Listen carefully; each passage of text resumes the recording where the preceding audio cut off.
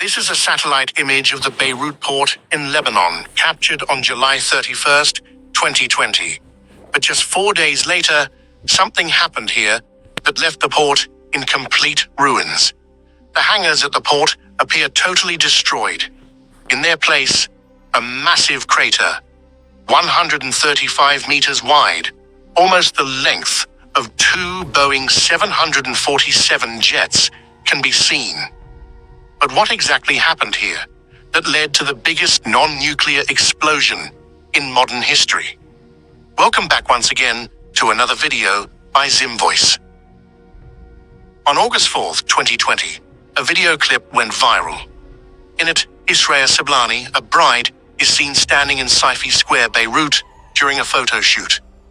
Suddenly, a powerful shockwave from an explosion forces everyone to flee in panic. Just 23 minutes earlier, at exactly 5:45 p.m., some welders were repairing a hole in the wall of a hangar at the Beirut port. Sparks from the welding work triggered a fire in the warehouse. This was Hangar 12, located right next to the sea.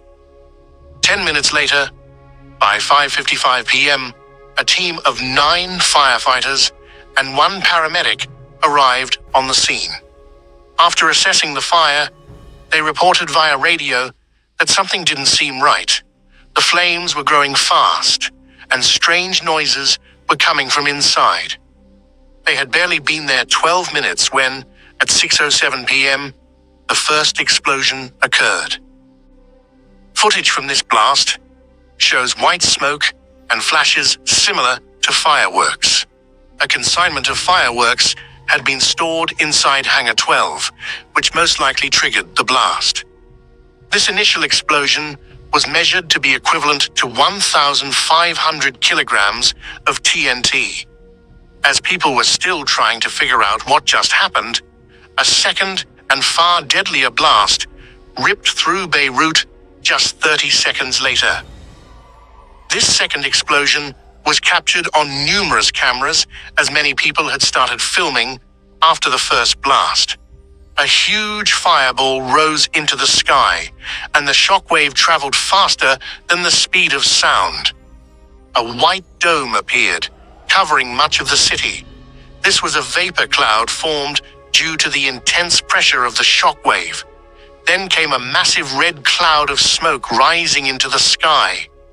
Experts say the red smoke indicated the presence of ammonium nitrate in the hangar. The impact of the blast was so strong that it was felt 200 kilometers away in Cyprus, where terrified people rushed out of their homes. The shockwave shattered windows 8 kilometers away at Beirut's airport terminal and ripped metal bars out of buildings. To understand the scale, consider this. Although the blast occurred in Beirut, the U.S. Geological Survey recorded seismic waves equal to a 3.3 magnitude earthquake. Scientists from Sheffield University estimated the blast's strength to be equal to 1.5 million kilograms of TNT. That's 1,000 times stronger than the first blast, and nearly 10% the size of the Hiroshima nuclear bomb. Hangars near the blast site were completely leveled, as if they never existed. Ships docked nearby were severely damaged.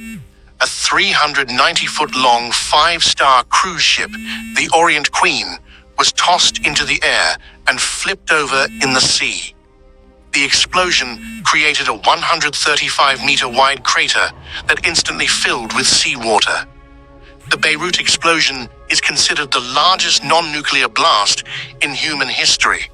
It even disturbed the Earth's ionosphere, the outermost layer of the atmosphere close to space, causing brief disruptions in GPS and radio signals.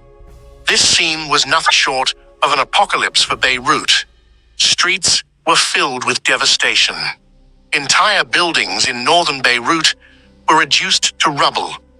Uprooted trees, overturned cars, and twisted steel beams were scattered everywhere.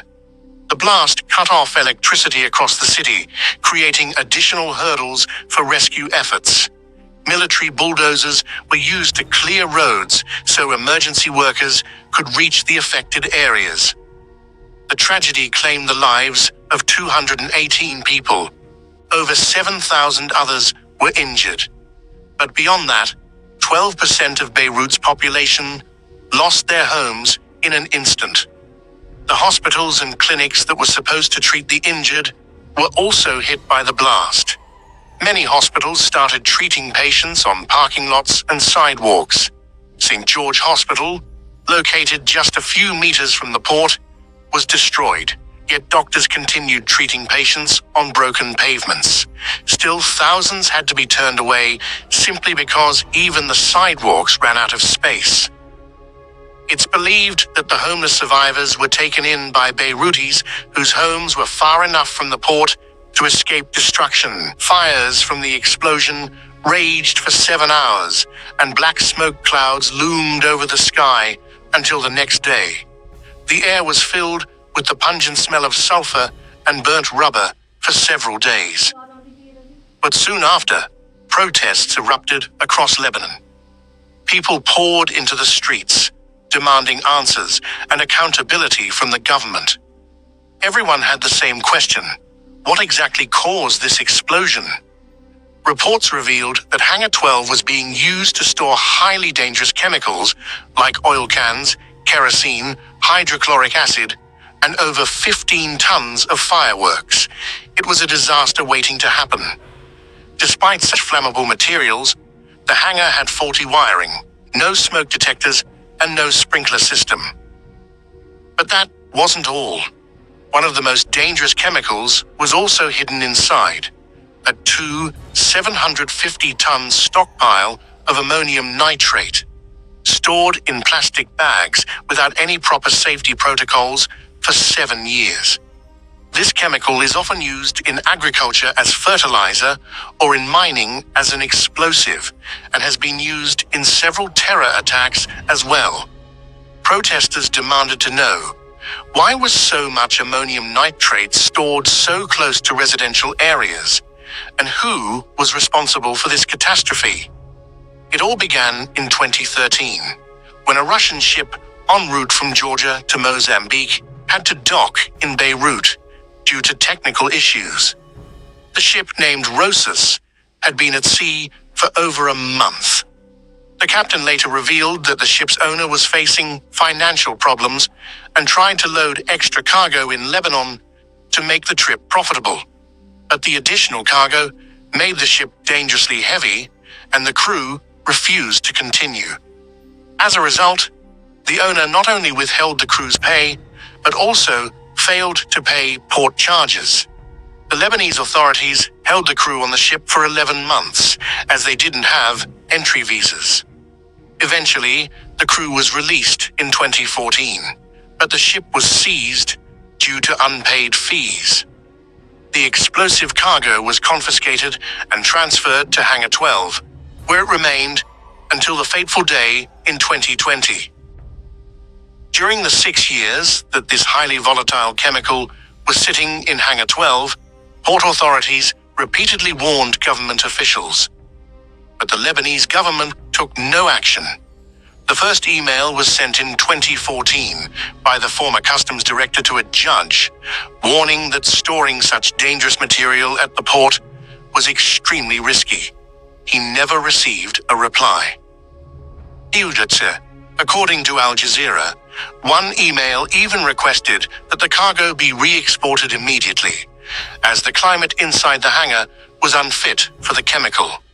Another letter suggested that the government sell the chemical to a Lebanese explosives company to get rid of it. The final email was sent in 2019, warning once again about the chemical's dangers, but the government ignored the warnings, even when a hole appeared in Hangar 12's wall, further increasing the security risk. It's believed that sparks from the repair of that hole ultimately ignited the fire, leading to the explosions. Now, in 2025, 5 years have passed since the blast, but the real culprits haven't faced trial, let alone punishment. Due to political complications, ministerial immunity, and judicial conflicts, the investigation has been repeatedly stalled. Judge Fadi Sawan tried to charge high-ranking ministers, but he was removed. Judge Tariq Bitar took over. But groups like Hezbollah and Amal opposed him and filed a stay order in court. From 2022 to 2024, the investigation was completely frozen. In January 2025, after Nawaf Salam became prime minister and following the Israel-Hezbollah conflict, the case was reopened. In May 2025, a report stated that Judge Tariq Bitar is expected to issue his final verdict on August 4, 2025, the 5th anniversary of the blast. Even 4 years after the disaster, scars of the explosion still mark Beirut. At the site of the blast now stands an 8-foot-tall statue made of broken glass, twisted steel, and debris from destroyed homes. The statue is in the shape of a woman holding a sword, honoring the 218 lives lost that day. Beneath her feet lies a broken clock, still frozen at 6:08 p.m., the exact time of the explosion. Video from Zim Voice. Don't forget to like and share. Thank you for all your love and support. We'll see you again in another powerful video.